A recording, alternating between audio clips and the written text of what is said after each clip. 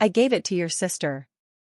She's my favorite and it's my responsibility to secure her future, Dad said like it was the most logical thing in the world. I stood frozen, staring at the bank app.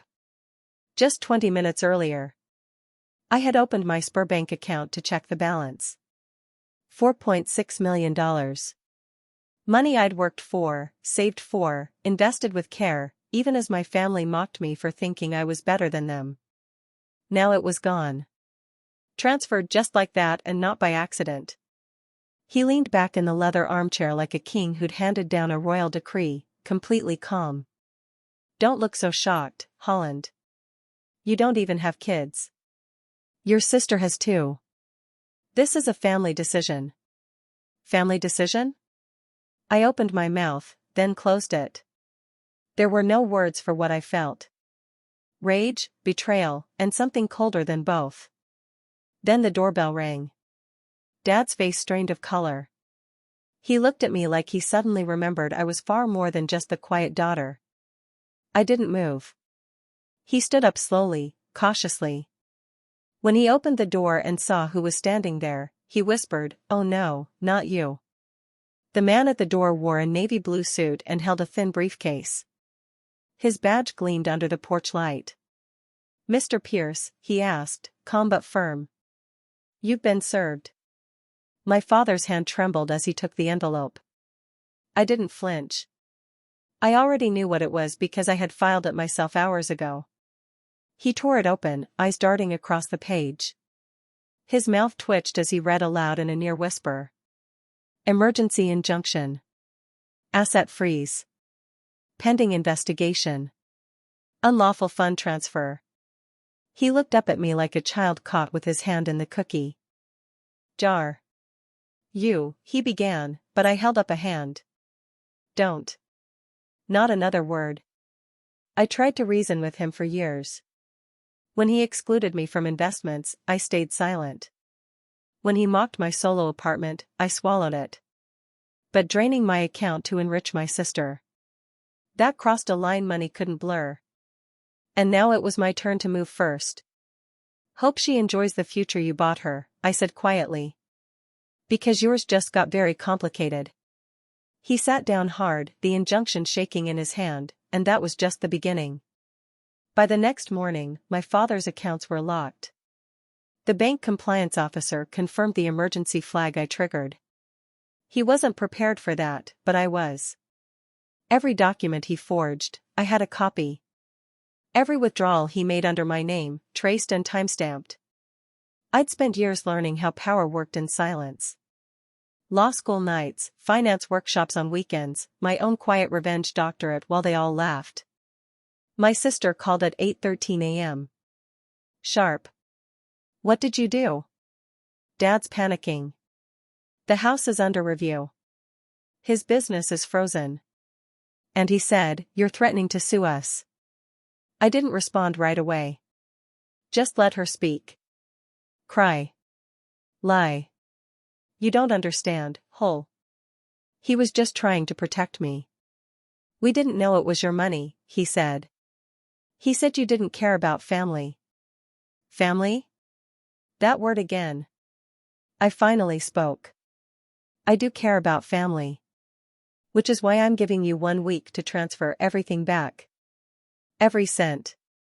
What if we don't? She snapped. I smiled. Then I stopped playing quiet. And the court sees everything. I ended the call. I didn't need their approval anymore. I had something stronger now. Evidence. That afternoon, I walked into my father's office unannounced. The receptionist looked stunned, like she'd seen a ghost. "Does he know you're coming?" she whispered. "No," I replied. "And don't warn him." I pushed open the frosted glass door. He was mid-all, barking orders, red-faced and desperate. The moment he saw me, he froze. "Holland, don't get up," I said, setting down a thick brown envelope on his desk. Inside, full documentation of my trust account, the one he drained, including legal proof that his name had been removed as a trustee 2 years ago. He had no authority, which meant he hadn't just betrayed me. He'd committed fraud. This isn't just a family issue anymore, I told him. It's a federal one. His jaw clenched. You wouldn't. Already did. The color drained from his face. I didn't want this. I continued, calmer than I thought I'd be. But you broke something you don't know how to fix. And for once, you don't get to choose the ending. He didn't speak. Couldn't. I walked out. As I stepped into the elevator, I heard him call my name. Not as a father, but as a man finally afraid of his daughter. By evening, news of the freeze had reached the board of directors. Dominion Equity, his pride and legacy, was under immediate audit. And the calls started, first from his lawyer, then from his accountant, then from a family friend who once called me invisible at Christmas dinner. Now, they all wanted to talk, but I didn't answer. Instead, I drove to my old neighborhood, the one he refused to visit after I bought my first home there. Too modest for his tastes, too far beneath his ego. I stood outside my front porch, watching the light snowfall coat the empty street when my phone buzzed. A message from my sister. We didn't mean for it to go this far. Please just stop. I'll give it back. But it was never just about the money. It was about every time they laughed while I sat in silence. Every time they toasted her success with the money I earned. Every time I was reminded I was less than. Even when I was the one holding everything together, I stared at her message, then typed only 2 words. Too late.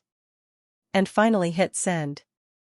The next morning, I walked into the family lawyer's office alone.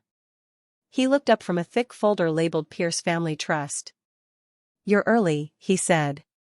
I'm done waiting, I replied. He gestured to the chair across from him, but I didn't sit. Instead, I placed a notarized affidavit on the table drafted with my attorney's help, asserting breach of fiduciary duty, misappropriation of assets, and outlining every timestamped transfer. I'd built the case for months.